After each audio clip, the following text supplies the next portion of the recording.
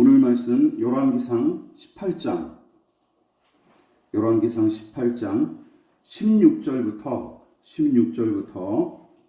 20절까지 주보와 여기 PPT랑 약간 다릅니다. 열왕기상 18장 16절부터 20절 간만에 되게 짧죠? 같이 읽겠습니다. 시작. 오바댜가 가서 아합을 만나 그에게 말하매 아합이 엘리야를 만나러 가다가 엘리야를 볼 때에 아합이 그에게 이르되 이스라엘을 괴롭게 하는 자여 너냐? 그가 대답하되 내가 이스라엘을 괴롭게 한 것이 아니라 당신과 당신의 아버지의 집이 괴롭게 하였으니 이는 여호와의 명령을 버렸고 당신이 바알들을 따랐음이라. 그런즉 사람을 보내 온 이스라엘과 이세벨의 상에서 먹는 바알의 선지자 450명과 아세라의 선지자 400명을 갈멜산으로 모아 내게로 나오게 하소서. 아합이 이에 이스라엘의 모든 자손에게로 사람을 보내 선지자들을 갈멜산으로 모으니라. 아멘. 오늘 말씀의 제목을 같이 한번 읽어보시겠습니다. 자, 시작. 이스라엘을 괴롭게 하는 자여, 이스라엘을 괴롭게 하는 자여라는 제목으로 하나님 말씀 전하도록 하겠습니다. 원래는 진도를 좀 빨리 나가서 좀 빨리 열왕기상의 28장, 19장을 계속 연달아 이어나가려고 했었는데 턱턱 걸리는 부분들이 너무 많아서 좀 진도가 느리더라도 제가 어떤 은혜를 받은 부분이나 그리고 어떤 통찰을 얻은 부분들을 여러분들과 함께 나누기 위해서 18장과 19장은 약간 진도가 느려질 것 같습니다. 자, 어쨌든 오늘 말씀 잘 들으시고 함께 은혜 나누시기 바랍니다.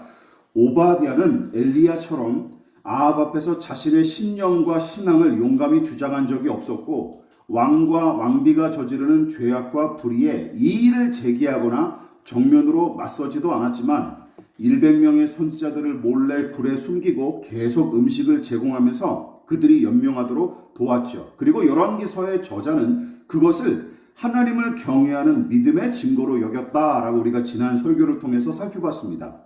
특히 아합과 비교하면 그 차이가 두드러졌죠.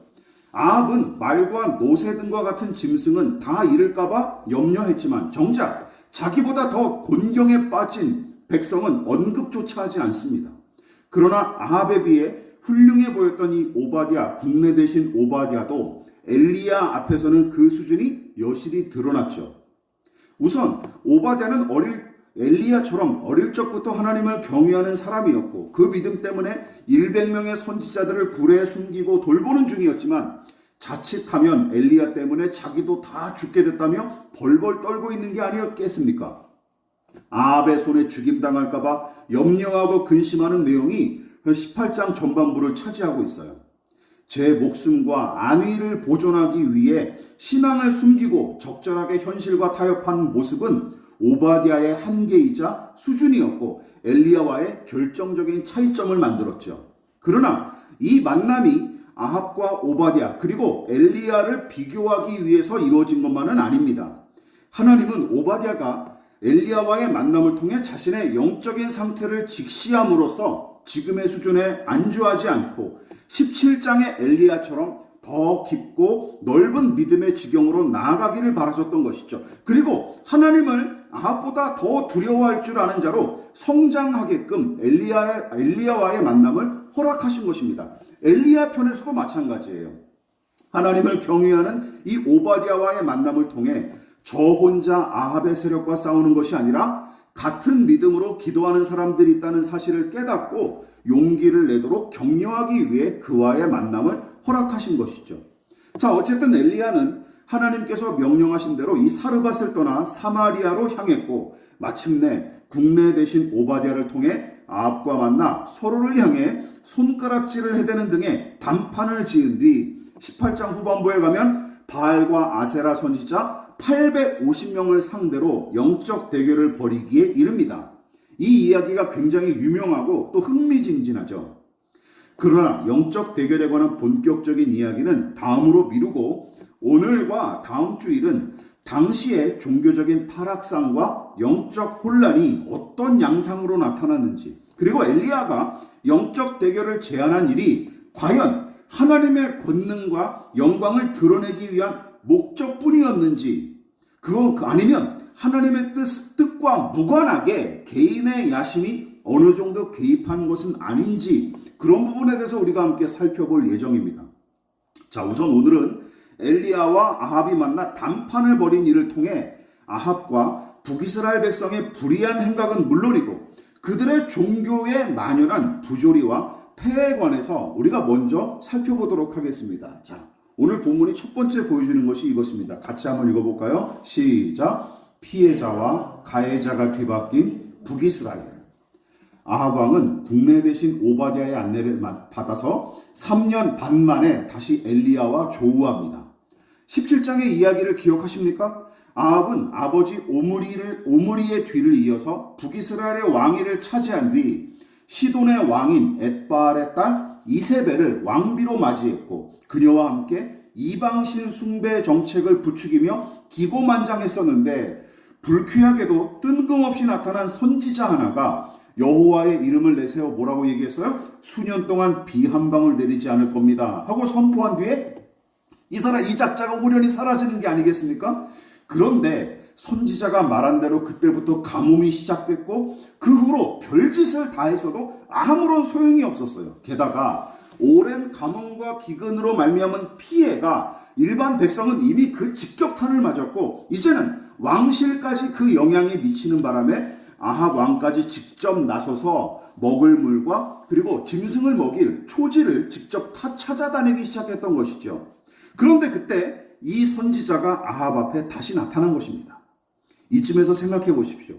여러분, 하나님께서 엘리야를 통해 진즉부터 아합에게 경고하신 이유가 무엇일까요?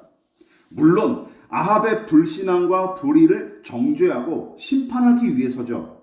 하지만 그게 전부는 아닙니다. 여러분, 앞서 언급했다시피 엘리야와 오바댜의 이 만남이 두 사람의 영적인 유익을 위해서였듯이 아합이 엘리야를 만난 일도 그저 그를 심판하기 위한 목적은 아니었던 것입니다. 17장에서요. 여러분, 만일 아합에게 심판을 내리는 것이 목적이었다면 미리 경고할 이유가 있습니까? 그렇죠. 경고는 무슨 뜻이죠? 기회를 주는 것이죠. 기회를 주는 것. 그러나 문제는 무엇입니까? 이것이죠. 아합을 비롯한 이 백성의 회개와 회복이 궁극적인 목적이었던 까닭에 하나님은 엘리야를 통해 징계와 심판을 미리 경고하셨던 것입니다. 하나님의 궁극적인 목적은 결국 아합과 이 백성의 돌이킴이었어요. 그러나 하나님의 말씀대로 수년 동안 가뭄과 기근이 혹독하게 이어졌는데도 아합과 이세벨이 하나님과 그분의 종 엘리야를 두려워하기는커녕 어떻게 했습니까? 도리어 우상 숭배를 더욱 부추길 뿐만 아니라 주의 선지자들을 박해하고 박멸하기에 힘쓴 것을 보십시오. 비판과 징계가 들어먹히는 사람이면 저는 꽤 괜찮은 사람이라고 생각합니다. 그런데 대개는 제 아무리 매를 대고 욕을 한들 소용이 없죠. 사람이 안 바뀌죠. 대부분 그렇습니다. 아합이 바로 그 경우에 해당하는 사람이죠. 무엇보다 그가 엘리야를 향해 내뱉은 말이 무엇입니까? 이런 말을 내뱉었죠. 같이 읽어볼까요? 17장 시작. 엘리야를 볼 때에 아합이 이르되 이스라엘을 괴롭게 하는 자여 너니라. 적반하장도 유분수지. 이 사달이 엘리야 때문에 일어났다고 우기는 작태가 그야말로 가관입니다. 게다가 그의 말은 어떤 뜻이 담겨져 있냐? 잘 들어보십시오. 이 가뭄과 기근은 내 잘못이 아니고 또한 내가 믿는 바알과 아세라 신의 잘못도 아니다. 엘리야 저 자식이 이 사달의 원흉이고 그가 믿는 여호와 하나님이 그런 신이 일으킨 일이다 하는 의미가 들어져 있는 거예요. 그러니까 더 화가 났던 것이 하나님을 두려워하고 엘리야 선지자를 존중하기는커녕 이 재앙 때문에 오히려 더 이 사람은 더 분노하고 더 반감을 느꼈던 것이죠. 여러분, 이게 죄인의 생리예요. 이게 죄인의 생리라는 것이죠. 여러분, 우리는 누군가를 위협하면 말을 곧장 들을 것 같지만 그 사람의 마음을 얻을 수는 없습니다. 그래서 하나님이 그 방법을 잘 사용하지 않으시는 거죠. 웃기지 않습니까? 진짜 엘리야의 말대로 가뭄과 기근이 계속 이어졌는데 엘리야와 그가 믿는 하나님을 두려워하지 않아요. 그래서 여러분 기억하십시오. 하나님이 아무리 좋은 것을 주고 아무리 무섭게 징계를 하더라도 변화되는 건 은혜입니다. 믿으십니까? 사람이 할 수 없는. 그걸로 사람이 변화되는 게 아니에요. 그걸로. 엘리야의 이야기 18장과 19장에 바로 그것을 보여주는데 그 매우 중요한 일입니다. 다시 한번 말씀드립니다. 여러분, 아합이 바로 그 경우에 해당하는 거예요. 보십시오. 이게 참 웃기는 일 아닙니까? 그러니까 아합은 이세벨을 통해 수입한 이방신들이 풍요와 안락을 가져오는 선한 신이고, 그리고 엘리야가 섬기는 여호와 하나님은 가뭄과 기근을 몰고 온 악신처럼 여기는 거예요. 아합은 그렇게 바라봤던 것이죠. 웃기는 일입니다. 물론 엘리야도 가만히 있지 않았습니다. 아합과 그의 포갑이 두려워 자신의 신념을 감추고 몸을 사렸던 오바댜나 다른 선지자들과 달리 그는 아합을 향해 내가 이스라엘을 괴롭히는 것이 아니라 왕과 왕의 가문이 괴롭히는 것입니다. 왕께서 주의 계명을 내버리고 바알을 섬기지 않았습니까? 하고 용감히 되받아쳤죠. 당연합니다. 엘리야는 아합의 개가 아니라 하나님의 종이기 때문입니다. 믿으십니까? 그렇다면 누구의 말이 맞을까요? 한 가지는 분명합니다. 열왕기서의 저자는 가뭄과 기근을 비롯한 이 모든 사달의 원흉이 아합의 죄악과 불의로 말미암은 것임을 지적하죠. 그러나 정작 아합은 엘리야를 가해자와 원인 제공자로 취급하고 자기는 피해자인 척하는 중입니다. 너 때문에, 네가 믿는 신 때문에 우리가 이 지경이 됐다라고 얘기하는 것이죠. 이 부분도 어느 정도는 이해할 수 있습니다. 어느 정도는 이해할 수 있어요. 왜냐하면 실제로 엘리야가 여호와 하나님의 이름을 걸고 수년간의 가뭄과 기근을 예고했으며 아합과 백성이 이전에 우상 숭배를 이상했을 때는 어땠을까요? 평안하고 안락했거든요. 평안하고 안락. 이게 무섭지 않습니까? 이게 무서운 일이에요. 왜냐하면 인간들이 이런 거에 많이 속기 때문입니다. 심지어 믿는 사람들도 말이죠. 좋은 일이 생기면 하나님이 도우셨다라고 얘기하고 나쁜 일이 생기면 다 마귀짓이래요. 이런 것 자체가 웃기는 일입니다. 열왕기서의 이야기는 바로 그런 이분법적인 사고방식을 산산히 깨트려 버립니다. 성경 전체가 그러하죠. 여러분 보십시오. 이전에 우상 숭배를 일삼았을 때는 이런 큰 재앙을 겪지 않았기 때문입니다.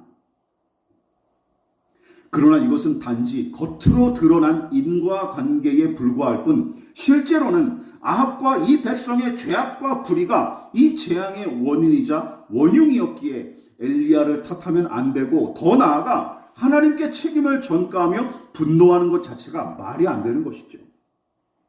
그런데 지금 아합이 그 짓거리를 일삼는 중입니다.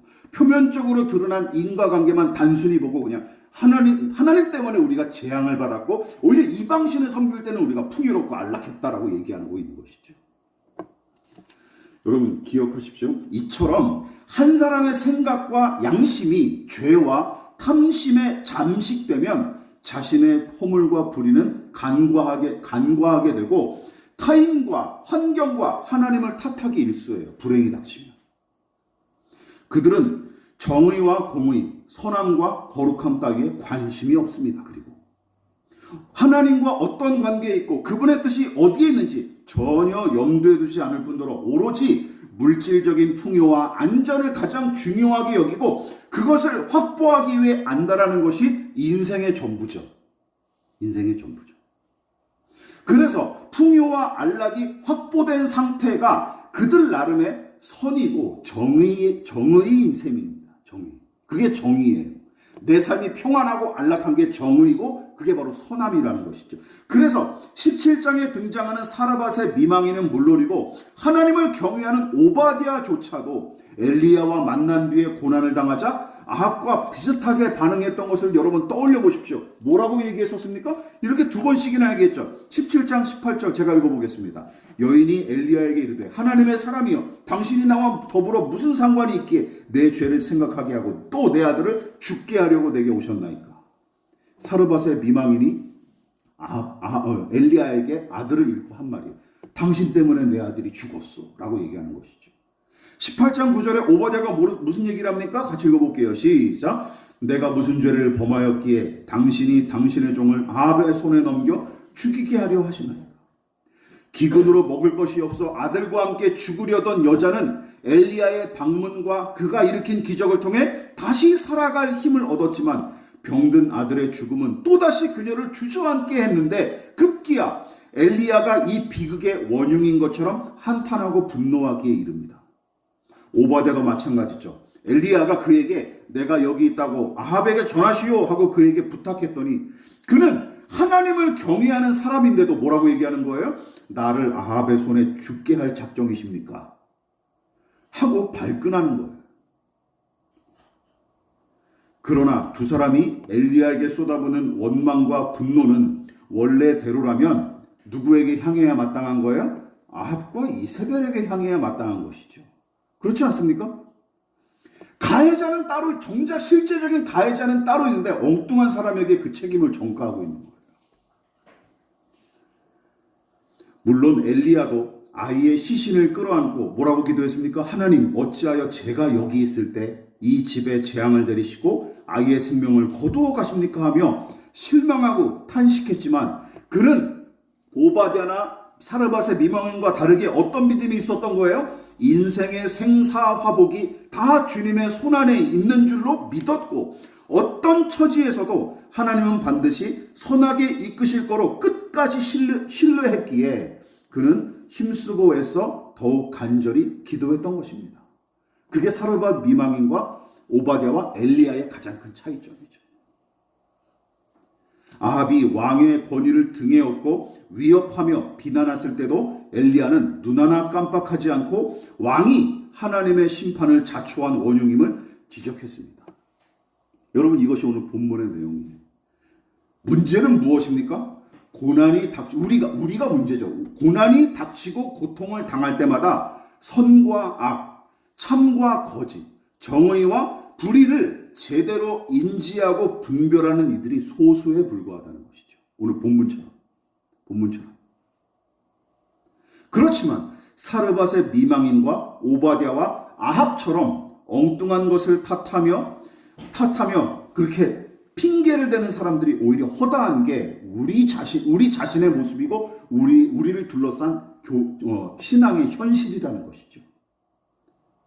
저는 이 말씀을 묵상하면서 이 부분에 꽂혔던 것입니다. 그래서 더 진도를 못 나아갔던 거예요. 북이스라엘과 그 주변 지역에 닥친 가뭄과 기근의 원흉이 아합과 이세벨이었으나 사르밧의 미망인과 믿음의 사람이 오바댜조차 엘리야를 탓하며 분개했고 심지어 당사자인 아합조차도 자신의 불의와 허물을 깡그리 외면한 채 하나님과 엘리야를 이스라엘을 괴롭히는 악으로 규정했습니다. 생각해 보십시오. 과연 그 당시에 오랜 기근의 고통이 그들 자신의 허물과 왕의 불의로 인한 것임을 알아차린 사람이 과연 몇이나 있었을까요? 거의 없었어요. 하나님을 경외하는 오바댜조차 엘리야를 재수 옴붙은 사람 취급하며 안절부절하지 않았습니까? 또한 오바댜가 은밀하게 돌봐줬던 100명의 선자들도 오바댜보다 낫을까요? 아닐 거예요. 비슷한 수준이었을 거예요. 그러니까 인간이 그런 존재입니다. 성경은 그 부조리한 인간의 생리를 내내 고발하고 있습니다. 폭로하고 있는 것이죠. 사도행전에서도 비슷한 일이 벌어집니다. 자, 같이 읽어볼까요? 시작. 우리가 보니 이 사람은 전염병 같은 자라 천하에 흩어진 유대인을 다 소요하게 하는 자요 나사렛 이단의 우두머리라. 그가 또 성전을 더럽게 하려 함으로 우리가 잡아싸우니. 누가 한 말입니까? 유대의 대제사장 아나니아라는 사람이 변호사 더둘로를 통해 벨릭스 총독 앞에서 누구를 고소한 내용이에요? 사도 바울을 고소한 내용이에요. 사도 바울을 가리켜서 이렇게 얘기하는 거예요. 쟤는 연병이다. 전염병 같은 존재다. 그리고 뭐라? 나사렛 이단의 괴수. 또 더 심각하게 성전을 더럽히는 자라고 사도 바울을 정죄한 거예요. 웃기지 않습니까? 전염병 같은 자, 유대인을 선동해서 꿰는 자, 나사렛 이단의 우두머리, 성전을 더럽히는 자 등 모두 바울을 가리키는 말이에요. 바울을 가리키는 말. 웃기는 일은 이 대제사장 아나니아가 내뱉은 이 말이 정작은 그 자신과 유대인들에게 해당된다는 사실이죠. 여러분 생각해 보십시오. 율법의 정신은 깡그리 외면하고 메마른 형식주의로 전락한 유대교. 그로 말미암아 율법이 요구하는 정의와 긍휼과 믿음은 상실해버린 유대인들. 또한 하나님의 진리를 무시하고 거짓과 위선에 사로잡혀 제 이익만 추구했던 종교 지도자들이야말로 백성을 선동하여 이용해 먹었던 작자들이고 이단의 우두머리였던 셈이죠. 또한 예루살렘 성전을 더럽히고 장사꾼의 소굴로 만든 자들이 누굽니까? 이런 사람들이죠. 대제사장 아나니아를 비롯한 종교 지도자들 아닙니까? 그렇지 않습니까? 예수님과 제자들, 사도 바울을 비롯한 당시 그리스도인들이 예루살렘 성전을 더럽혔습니까? 아니죠. 예수님이 쫓아낸 사람들이 누구예요? 그리고 비판한 사람들이 누굽니까? 성전 안에서 장사하던 사람들과 그들의 성전 안에서 장사하도록 허용한, 이권을 위해서 허용한 종교 지도자들 아닙니까? 성전을 더럽힌 진짜 원흉들은 바로 대제사장 아나니아와 같은 종교 지도자들이었습니다. 그런데 도리어 바울과 그리스도인들을 이단과 선동가와 부정한 죄인 취급하면서 자기들은 대단히 거룩하고 선한 체하는 이 작태가 엘리야를 가리켜 이스라엘을 괴롭히는 자여 하고 불렀던 아합의 행태와 너무도 똑같습니다. 성경 전체에 이런 일들이 비일비재. 이처럼 불의는 잘 참고 불이익은 못 참는 존재. 누군가 이런 말을 잘 만들어냈었죠. 자기에게는 관대하고 남에게는 엄격한 존재. 바로 우리와 같은 죄인의 속성이고 이것이 본문에서 아주 분명하게 드러나고 있는 것입니다. 무엇보다 제가 아합보다 더 역겨워하는 작자들이 있는데 바로 오늘 본문에 바알과 아세라의 선지자들이에요. 그 이유가 무엇입니까? 이것 때문이에요. 같이 읽어볼까요? 시작. 아합과 이세벨의 애완견이 된 이방신의 선지자들. 이 부분을 같이 살펴보고 말씀을 마무리하도록 하겠습니다. 제가 이방신의 사제들을 역겨워하고 미워하는 이유는 단순히 그들이 이방신을 섬기는 우상 숭배자여서가 아닙니다. 그들은 신과 직접적으로 소통할 만큼 가깝다고 자부할 뿐만 아니라 신의 대리인이랍시고 영적 권위를 내세우며 신령한 척했지만 정작은 아합과 이 아세라가 발밑에 두고 부리는 똘만이나 애완견이었을 뿐입니다. 그 이상도 그 이하도 아닌 작자들에 불과하다는 사실을 본문이 아주 적나라하게 폭로하죠. 19절을 한번 보실까요? 자, 시작. 그런즉 사람을 보내 온 이스라엘과 이세벨의 상에서 먹는 바알의 손자 450명과 아세라의 손자 400명을 갈멜산으로 모아 내게로 나아가게 하소서. 특히 이세벨의 상에서 먹는으로 기록한 부분을 여러분 주목하십시오. 다른 번역본은 이 부분을 표준 세번역은 이세벨에게서 녹을 얻어먹는, 또 현대인의 성경은 이세벨이 부양하는으로 번역을 했어요. 종교인들이 정치 권력에 의존하고 권력자로부터 부양을 받는 현실. 다시 말해 이방신의 사제들이 실제로 의지하고 의존하는 대상은 지들이 섬기는 바알과 아세라가 아니라 누구였던 거예요? 아합과 이세벨이었던 것이죠. 이게 무서운 겁니다. 물론 그들이 왕과 왕비에게 마냥 받기만 하는 것은 아니죠. 이방신의 사제들이 북이스라엘 백성의 생각과 마음을 미혹함으로써 아합과 이세벨은 자기들의 뜻대로 백성을 통제하고 착취할 수 있는 힘과 명분을 갖는 것입니다. 이게 같이 짝짝꿍이 되는 거예요. 그리고 무서운 일은 지금도 기독교를 비롯한 많은 종교가 권력과 야합해서 이런 짓을 서슴지 않고 저지르고 있다는 것이죠. 특이한 일이 아닙니다. 성경과 역사를 통해 손쉽게 찾을 수 있는 사례들이에요. 제2차 세계대전의 원흉인 아돌프 히틀러와 나치가 어떻게 독일을 장악하고 독일 국민을 선동했는지 대전신대 퇴임 교수인 허호잉 목사님이 이렇게 간략하게 진단을 했어요. 제가 읽어드릴게요. 칼럼에 쓰신 겁니다. 히틀러는 패전한 독일, 오타가 났네요. 패전이 아니라 패전이죠. 패전한 독일인들에게 자존심을 세워주기 위해 독일 민족의 혈통적 우월성을 선전하고 유대인의 열등성을 대비시켜 유대인과 성소수자들을 동일시하며 혐오하는 선동을 집요하게 추진하여 결국 유대인 600만 명과 성소수자 10만여 명을 처형했다. 당시 다수의 독일 교회의 지도자뿐 아니라 신학생 반 이상이 히틀러를 지지했다고 한다. 유대인들이 예수를 죽였다는 선동에 독일 교회도 유대인들을 보호하지 못했다. 여러분, 유대인들이 예수님을 죽였습니까? 유대인이 예수님을 죽인 사건은 무엇을 상징합니까? 유대인이 아니면 우리는 안 죽였을까요? 아니, 유대인은 죄인의 대표입니다. 믿으십니까? 그거를 기억해야지. 이게 예수님을 죽인 게 유대인이라고 그냥 이렇게 뒤집어 씌운 거예요. 특히 독일의 교회들과 신자들이 복음의 정신을 상실하고 히틀러의 정책을 적극 지지한 이유에 대해 권력과 신앙이란 책의 저자인 추테와 박사님께서 다음과 같이 인터뷰로 얘기하셨어요. 간략하게. 히틀러가 우리가 교회를 보호해 줄 테니 나치를 지지해 주고 나치가 하는 정책에 대해 기독교인들이 따라달라고 주장하였다. 이에 개신교나 가톨릭이 이러한 조건에 순응하고 그 정권과 악수하게 된 것이다. 기독교가 정권과 타협하는 단계에 들어간 것이다. 교회가 변질된 이유가 여기서부터 시작된 거예요. 타락하고 변질한 교회, 경건과 생명과 진리와 성령의 능력을 상실한 교회, 무기력하고 메마르며 탐욕과 폭력으로 점철된 교회가 다 여기서부터 시작되는 거예요. 제가 왜 이 부분에서 설교 진도를 더 나아가지 못하고 멈췄는지 이해 가시겠죠. 우리나라의 지금의 현실이 너무나 아주 선명하게 와닿기 때문입니다. 질문할 테니 대답해 보십시오. 마지막입니다. 위정자와 정치 권력이 교회의 운명을 결정합니까? 교회가 권력자들의 눈치나 살피며 생존해야 합니까? 예? 지금 많은 목회자들이 그런 식으로 떠들고 있지 않습니까? 저는 예수를 믿는 사람인지 참 궁금해요. 그 사람들이. 교회 건물이 없어지면 교회가 사라지는 겁니까? 말도 안 되죠. 왜 그렇게 배웠는지 모르겠어요. 저는 신학교에서 그렇게 안 배웠는데, 안 가르치는데 눈에 보이는 교회가 있고 눈에 보이지 않는 교회가 있지 않습니까? 이게 기본인데.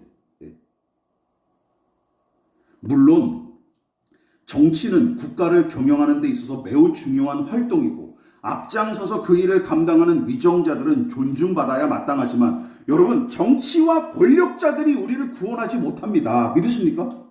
그들이 우리를 구원하지 못해요. 그들이 우리의 구원자가 아니에요. 그 또한 그들이 정치 권력이 하나님을 대신할 수 없습니다. 그러나 당시 대부분 독일 교회와 신자들은 아돌프 히틀러를 하나님처럼 구원자인 것처럼 숭상했고 그들을 지지하고 그 정책에 협조하는 것이 하나님의 뜻이라고 믿었던 것입니다. 오늘날도 다르지 않습니다. 게다가 권력과 신앙의 이 잘못된 동행과 불의한 야합이 지금도 반복되는 중이죠. 올해 초 2월 24일 푸틴 러시아 대통령이 우크라이나 내 군사 작전을 수행할 것을 공식 선언함으로써 러시아의 우크라이나 침공과 함께 전쟁이 시작됐고 벌써 7개월째입니다. 예? 얼마나 많은 사람이 또 죽었습니까? 얼마나 많은 어린이들이 또 목숨을 잃었습니까? 포탄과 총탄에 맞아서. 그런데 푸틴의 측근으로서 그동안 이 침략 전쟁을 두둔해온 종교인인데 이 러시아 종교의 수장이 지지를 해왔어요. 가톨릭 쪽으로 치자면 교황과 같은 존재예요. 이놈인데 제가 놈이라는 말을 썼습니다. 상관없어요. 러시아 종교의 수장인 키릴 총대주교라는 사람이 최근 러시아에서 예비군 동원령이 떨어졌죠. 그래서 막 젊은 사람들을 막 끌고 가지 않습니까? 강제 동원령이 발동됐어요. 그러자 참전을 신성시하는 발언으로 주목을 받았는데 최근에 그는 모스크바 인근 교회에서 뭐라고 설교했어요? 병역 의무를 수행하다 죽는 것은 타인을 위한 희생이래. 이렇게 떠들었을 뿐만 아니라 이 희생을 통해 자신의 모든 죄는 씻긴다 하며 말 같지 않은 소리를 설교랍시고 찌꺼러댔습니다. 최근에도 이런 일들이 계속 반복되는 중이에요.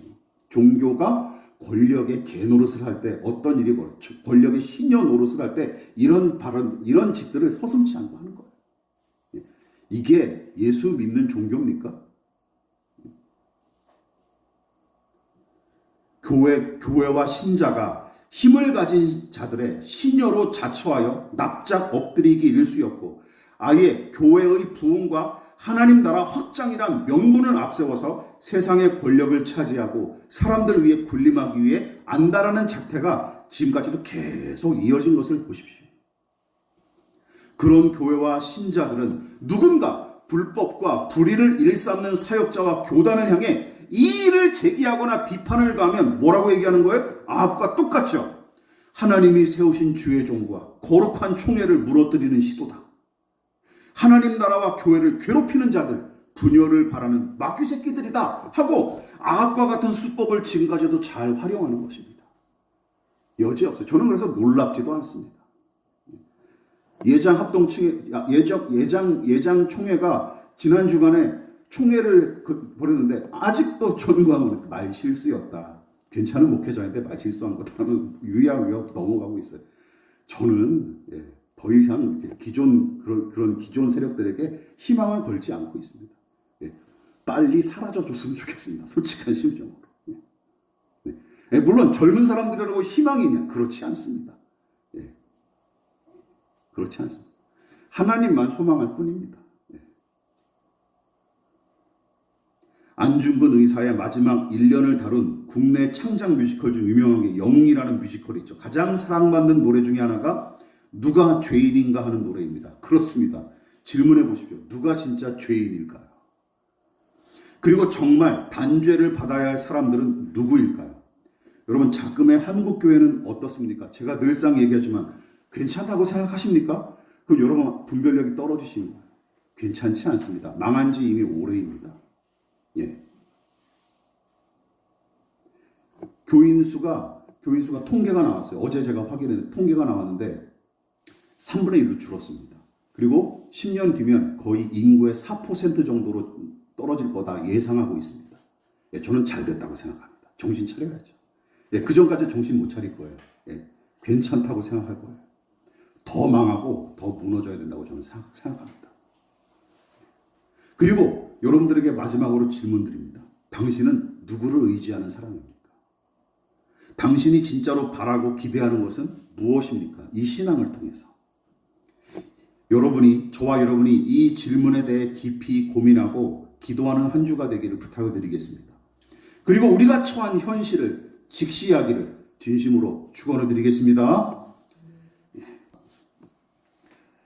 지금은 우리를 위하여 십자가에 몸부려 피 흘려 돌아가신 예수 그리스도의 한량없으신 은혜와 하나님 아버지의 지극하신 사랑하심과 성령 하나님의 영원한 사귐이 오직 하나님만 의지하여 살아가기로 결단하여 겸손히 머리 숙인 사랑하는 성도들의 머리 위에 저들의 가정과 직장과 사업장과 학업과 장래 가운데 이 나라의 민족과 한국교회와 저 북녘의 동포들과 세계와 열방 가운데 지금부터 영원히 함께 하시기를 간절히 축원하옵나이다. 아멘.